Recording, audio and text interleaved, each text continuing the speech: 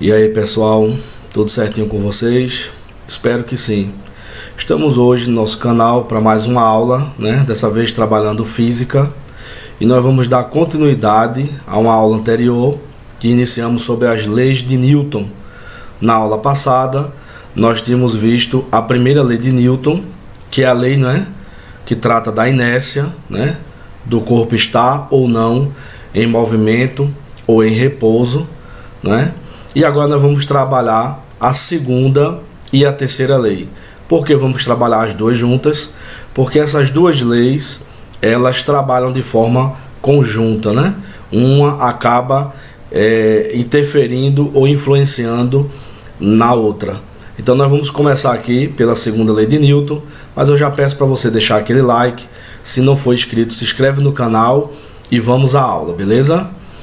Segunda lei de Newton, princípio fundamental da dinâmica. O que é que essa lei diz?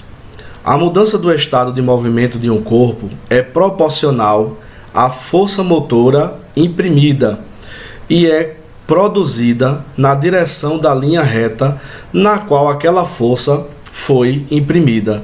Então, resumindo, o que é que a lei de Newton, essa segunda lei do princípio fundamental da dinâmica, quer dizer? Que a mudança de estado de um movimento de um corpo, ela vai ser o quê? Proporcional à força que vai ser exercida sobre ele.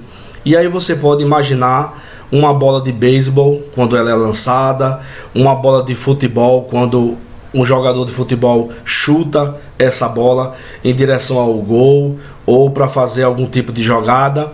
Então, quanto mais forte você bater nessa bola, né, maior vai ser a distância que ela percorrer, maior vai ser a sua velocidade, a sua aceleração e assim por diante.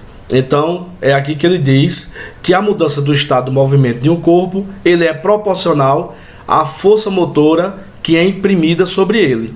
Se a força for muito alta, né, ela vai ter um resultado maior. Se você pega o mesmo corpo e imprime uma força menor sobre ele, ela vai ser muito menor também. E aí você pode imaginar uma pessoa adulta, né, pegando mais uma vez o exemplo do futebol, você pega uma pessoa, um homem adulto e uma criança aí de 4, 5 anos de idade, né? O pai e o filho tá lá no campo de futebol, brincando, se divertindo, e quando a criança ela dá aquele chutezinho na bola, a bola anda o quê? 30, 40, 50 centímetros, 1 metro. Já o pai, que vai ter muito mais força, né, vai imprimir uma força muito maior sobre essa bola, ele vai, claro, atingir uma distância muito maior. E ele ainda diz mais, e ela é produzida na direção da linha reta na qual aquela força foi imprimida.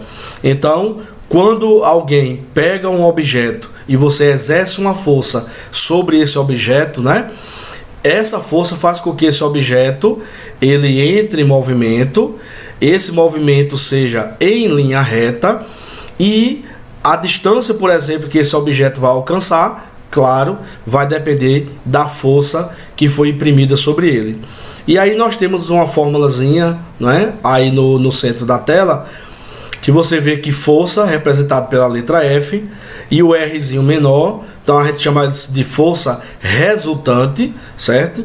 O F de força, o R de resultante é igual a quem? A massa, né, que vai ser aí a massa do corpo, o peso que o corpo tem, né, vezes a sua aceleração. E aí a aceleração, claro, vai depender dessa força que foi produzida, que foi imprimida sobre esse corpo. Então, força resultante é igual a massa vezes a aceleração. Embaixo você vê um bloco com massa equivalente a 1 kg, a 1 kg, né? E aí você tem a setinha com a força indicando um N. O N significa Newton, né? Em homenagem aí ao seu desenvolvedor, que foi Isaac Newton. Então, força igual a 1N, e aí num bloco de massa de 1 kg, ela vai resultar numa aceleração de 1 metro por segundo ao quadrado. Então, como base, né, 1 newton de força, ele exerce sobre um bloco, sobre um corpo qualquer de 1 kg, a aceleração de 1 metro por segundo ao quadrado, certo? E aí vocês podem observar nessa foto aí ao lado, né?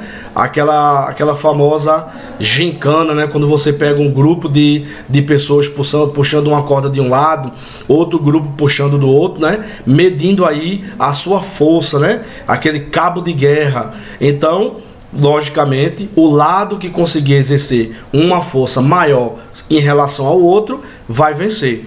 Enquanto essas forças forem iguais, a corda nem vai para um lado, nem vai para o outro, né? Porque as forças exercidas de lados opostos são iguais.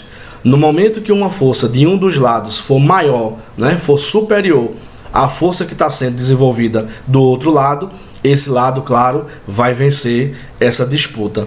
Então, resumindo aí, ó, a força de um N, né, aplicada em um corpo de 1 kg, provoca aceleração de 1 metro por segundo ao quadrado. Então a gente toma isso como base para o desenvolvimento do conteúdo. Seguindo aqui adiante, ó, nós vamos ver o seguinte. Percebemos que massa e aceleração são grandezas inversamente proporcionais, certo? Vamos desenvolver o que está aí na tela. Observando a primeira coluna, né? A primeira e a segunda coluna, nós temos o seguinte, ó. A força que a mão exerce acelera a caixa. Então a caixa está sendo representada aí por um cubo azul, né? E essa setinha indicando qual a direção, né? Qual o sentido que a força vai ser aplicada sobre essa caixa. Então diz aí que a força que a mão exerce acelera a caixa.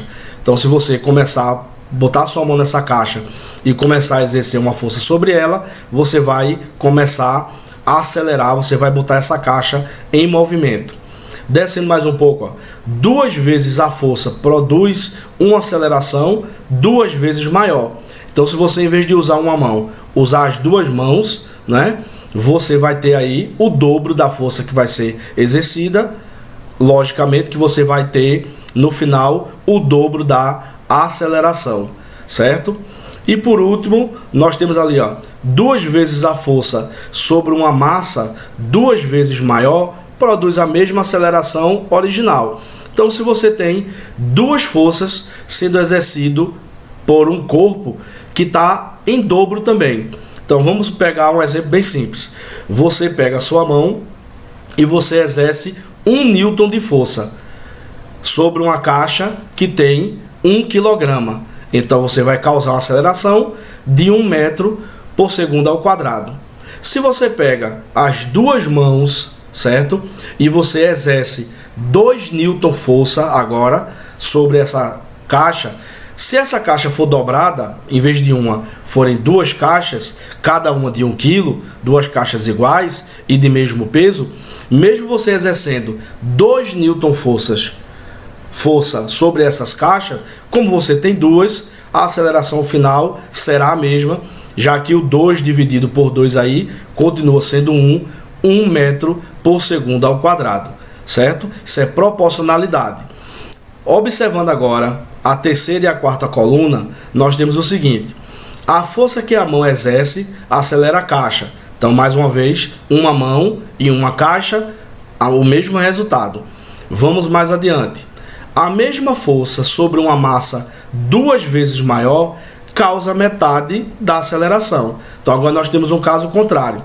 Veja só, se eu tenho 2 mãos exercendo força sobre uma única caixa, eu vou ter o dobro da aceleração, já que eu tenho o dobro de força empregada naquela atividade. Se eu tiver uma situação inversa, eu tenho agora 2 caixas e eu tenho apenas uma mão exercendo força sobre ela, certo? Então o que é que vai acontecer? A aceleração aí, ela vai ser a metade, né? Já que eu tenho 2 vezes a massa e apenas uma vez a aceleração, no caso uma vez a força que está sendo aplicada. Então essa aceleração, ela vai ser metade. E por último, sobre uma massa 3 vezes maior, causa 1/3 da aceleração original. como eu já falei, é proporcional, né? Se você agora tem 3 caixas e continua com apenas uma mão exercendo força sobre ela, você agora tem 1/3 da aceleração. Se fosse 4 caixas e uma única mão, você teria 1/4 da aceleração, ou apenas 25% da aceleração sobre essas 4 caixas. E assim por diante, certo? Então acredito que deu para vocês entenderem aí essa proporcionalidade entre força e aceleração. Lembrando, quando a gente fala de força, né, nós temos aí força igual a massa vezes aceleração. Então a massa, né, ela está diretamente relacionada com a aceleração do corpo. Se você exerce uma força maior, você vai ter uma aceleração maior. Se você tem uma massa que vai ser maior, né, e a aceleração continua a mesma, a força, aliás, continua a mesma, é claro que essa aceleração ela vai ser reduzida. Tranquilo? Então vamos iniciar agora a terceira lei de Newton, que tem tudo a ver com o que a gente acabou de estudar na segunda lei. A terceira lei de Newton diz o seguinte, ó. Lei de Newton, lei da ação e reação. Estamos falando da terceira agora. Ação e reação. O que é que ele diz? A toda ação há sempre oposta uma reação igual, ou as ações mútuas de 2 corpos, um sobre o outro, são sempre iguais e dirigidas a partes opostas. Então, resumindo aqui, para toda ação existe uma reação de mesma intensidade, porém com sentido oposto, com sentido contrário, certo? Vamos ver alguns exemplos e tratar sobre isso. Então vem observações. Primeira observação: o par ação-reação nunca se equilibra, pois as forças atuam em corpos diferentes. Vou explicar. Se você, mais uma vez, está chutando a bola de futebol, se você dá um chute muito forte nessa bola, né, com uma intensidade muito grande, que a força aplicada por você sobre essa bola for maior do que a força de absorção, a capacidade de absorção que aquele material produzido pela bola resiste, essa bola vai fazer o quê? Ela vai estourar, né? Se você pega um objeto e você lança ele com muita força, por mais que aquele objeto ele tenha uma certa resistência, mas aí ele vai acabar quebrando, dependendo da força que você exercer.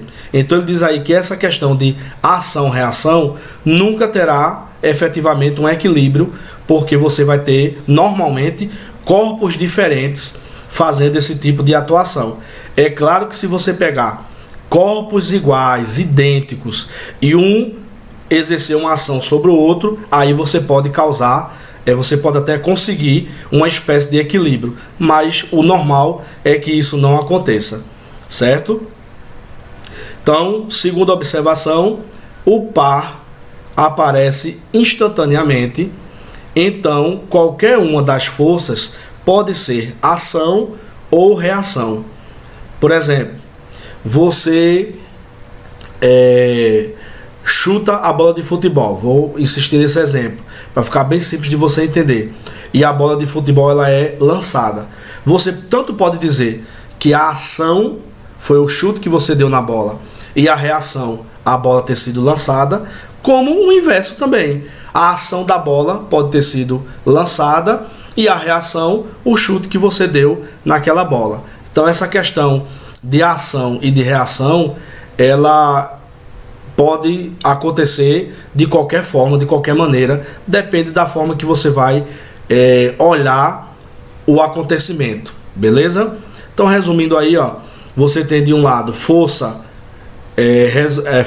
AB igual a menos a força BA, ou seja, de um lado você tem a força de ação, do outro lado você tem a força de reação. Então uma é negativa e inversa em relação à outra, oposta em relação à outra. Tranquilo? Então temos alguns exemplos aí, ó, de ação e reação, né? Você vai observar um objeto de uma massa qualquer, né, que está caindo aí em relação ao planeta Terra, né, ao globo Terra.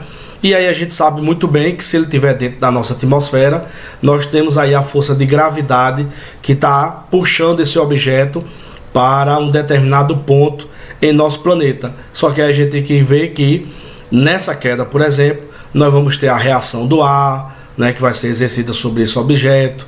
Ele vai sofrer uma aceleração de acordo com o peso e o tempo que ele for demorar para colidir com a Terra. Então são alguns exemplos aí de ação e de reação, certo? Vamos seguir com mais alguns exemplos de ação e reação. De um lado aí, ó, do lado esquerdo, na primeira imagem, você tem uma pessoa deitada sobre uma prancha, né? E aí ela utilizando os braços para servir de remo. Então o que é que acontece? À medida que essa pessoa coloca a mão, o braço, a mão dentro da água e faz um movimento para trás, o que é que faz? Ela acaba empurrando a água. Isso vai ser uma ação. Qual é a reação que a água vai ter em relação a esse procedimento? A água vai empurrar a prancha para frente, certo? Então aí você tem um exemplo típico de ação e reação. Outro exemplo, você tem ali um canhão, né? Quando ele houver aquela explosão lá dentro do canhão, ele vai fazer com que aquela bala de canhão, aquela bola de ferro, né, seja lançada. Então, de acordo com a explosão, quanto maior for, maior vai ser o alcance dessa bola de ferro, né? E por último ali você tem alguns pássaros, né, que estão voando. E aí o que é que acontece? Cada vez que o pássaro ele bate as suas asas, ele empurra o ar para baixo e consequentemente o ar empurra o pássaro para cima, beleza? Tem agora uma brincadeirinha aí, né, com esse texto envolvendo aí ação e reação. Quando você pega ali a Mônica, né, batendo mais uma vez lá no Cebolinha, e aí ela observa que no final da tirinha que nós estamos observando, o boneco dela ficou, o coelhinho dela, né, ficou todo machucado. Então à medida que ela pegou o coelhinho e começou a bater no Cebolinha, a ação foi ela bater no Cebolinha, mas a reação foi aí o coelhinho dela ficar todo machucado. Temos também outro exemplo aí de uma espaçonave, né, de um tipo de espaçonave, e a ação e a reação acontecem que os motores de propulsão começam a entrar em exercício e automaticamente essa nave vai sendo empurrada para frente, certo? Então, mais alguns exemplos para a gente conseguir compreender bem aí. Você tem ali um patinador, né, no gelo, que se ele chegar numa parede qualquer e ele empurrar essa parede, como ele tá com esses sapatos aí, né, especiais para conseguir se movimentar no gelo, se ele chegar a encostar numa parede daquela e ele empurrar a parede, o que é que vai acontecer? À medida que ele empurra essa parede, a parede vai empurrar ele de forma contrária e vai fazer ele se movimentar para trás. Aí nós temos ali, ó, o exemplo de um jogador de futebol americano chutando a bola, né? A gente já falou muito sobre chutar a bola e tudo mais, já demos exemplos várias vezes. Temos ali um motorista empurrando um carro, né, no meio de um alagamento ali, de uma enchente, e ele agora está empurrando o carro. Então você tem de um lado a força do rapaz ali empurrando o carro, ou tentando empurrar o carro para frente. Em consequência disso, você tem a reação, que é o peso do carro, e ainda influenciado pela quantidade de água que tem ali, fazendo com que essa força seja empurrada no sentido contrário e dificultando aí o salvamento aí, né, ou a tentativa de salvar esse veículo. Continuando, um exemplo clássico nosso do dia a dia, que é uma pessoa fazendo aí, ó, uma caminhada ou até correndo, né? Nós temos aí mais uma vez a ação e reação acontecendo. A ação é quando você dá a passada, quando você dá um passo, o que é que você faz? Fisicamente diz que você empurra, não é? O piso, o chão onde você está naquele momento, você empurra esse chão, esse piso para trás. Em consequência disso, a ação do piso é empurrar você para frente. Então por isso que a gente consegue andar, que a gente consegue se movimentar. E aí nós temos uma foto ali de uma menina sentada numa cadeirinha minúscula ali, né? E a ação e reação aí vai ser que a qualquer momento essa cadeirinha pode quebrar. Por enquanto ali, pelo que está mostrando na foto, a reação dessa cadeirinha está conseguindo suportar ali o peso daquela criança, certo? Então vamos a alguns exercícios. Então, no exemplo 3, né, já que a gente tinha visto outros exemplos na aula anterior, nós vamos ter como exemplo 3 aqui uma situação que diz o seguinte: ó, uma pessoa idosa de 68 quilos, ao se pesar, o faz apoiada na sua bengala. Com a pessoa em repouso, a leitura da bengala a leitura da balança é de 650 newtons, certo? A pessoa subiu na balança, certo? E aí a balança mediu lá, acusou, fez a leitura de 650 newton, considerando, claro, a gravidade com 10 metros por segundo ao quadrado, certo? A força de gravidade. Aí pede na letra A: calcule o módulo da força que a balança exerce sobre a pessoa e determine sua direção e sentido. Então, letra A está a resposta ali de azul. O que é que nós temos? A leitura da balança, já foi dito no problema, que foi de 650 newton. É o valor da força normal que ela exerce sobre o idoso. E a direção aí foi o quê? Na vertical, já que a pessoa está em pé em cima da balança. Então essa força aí, ó, essa direção, ela é vertical e o sentido é para cima. Por quê? Quando a pessoa sobe numa balança, o sentido da força da pessoa é para baixo. Isso é a ação. Qual é a reação da balança? Já que a pergunta é em relação à balança. A reação da balança é fazer com que esse sentido seja para cima, ou seja, o sentido contrário da pessoa que está em cima da balança. Certinho? Letra B. Supondo que a força exercida pela bengala sobre a pessoa seja vertical, claro, se a pessoa está em pé em cima da balança e ela está apoiada sobre uma bengala, a bengala também ela tem esse sentido aí vertical, né? Calcule o seu módulo e determine seu sentido. Então vamos para a letra B. O peso do idoso pode ser calculado pela relação peso, o P ali, ó, igual a gente já viu, né? Massa vezes a aceleração. No caso aqui a gente vai considerar a gravidade, que é o que está sendo, é a força que está sendo exercida sobre essa pessoa que está em cima da balança, né? A gravidade está puxando ele para baixo. Então P vai ser igual a 68, que é o peso dessa pessoa idosa, né? Deu ali no problema 68 quilos, vezes 10, que a gente já viu que é a aceleração ali da gravidade. Então, nós temos aí que o peso total, né, vai ser de 680 newtons, certo? Considerando o peso da pessoa e a força de gravidade que está puxando ela para baixo. A massa da pessoa é uma coisa, como além da massa da pessoa, a gravidade também está puxando ela para baixo, então nós temos que multiplicar essas duas forças, o peso da pessoa, né, e a gravidade. Então temos um total ali de 680 newton. Porém, nós temos a questão da bengala ainda, que a gente precisa descontar. Aí vem ali, ó. Parte da força que o idoso exerce sobre a balança é aliviada pelo apoio exercido pela bengala no chão. O módulo da força que a bengala exerce sobre o idoso pode ser calculado da seguinte forma. Então agora nós vamos calcular novamente. O P de peso ali, né, vai ser igual ao N, que foi o que a gente já tinha encontrado, mais a força exercida pela bengala, né? Lembrando que essa bengala, ela está exercendo uma força, né, no sentido contrário ao peso da pessoa, aquilo que está sendo registrado na balança. Então, ó, no lugar do P, a gente vai substituir por 680 igual ao N, que a gente já sabe que é 650, já tinha sido dado lá no probleminha, mais a força da bengala, que aí nós temos que encontrar esse valorzinho. Então, ó, passando o 650, isolando, né, no caso, o F de um lado da igualdade e o 650 passando para o outro lado, nós sabemos que ele vai passar negativo. 680 menos 650 vai dar 30.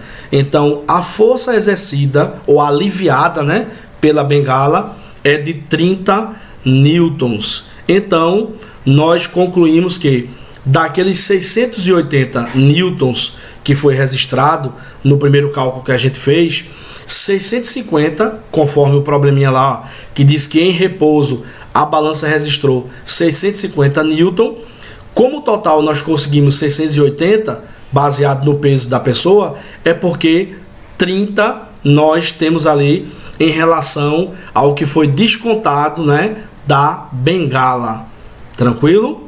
Beleza? Então por isso que a pessoa em repouso ali não tem 680 e sim 650 newtons, porque esses 30 newtons foram aliviados pelo apoio que ele tem ali com a bengala.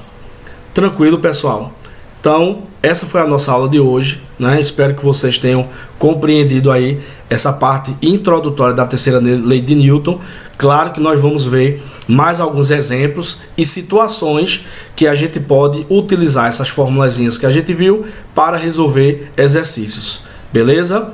Então não esquece de deixar aquele like, se não é inscrito, se inscreve no canal e até a próxima aula. Lembrando que todos os dias de meio-dia nós temos vídeo novo no canal.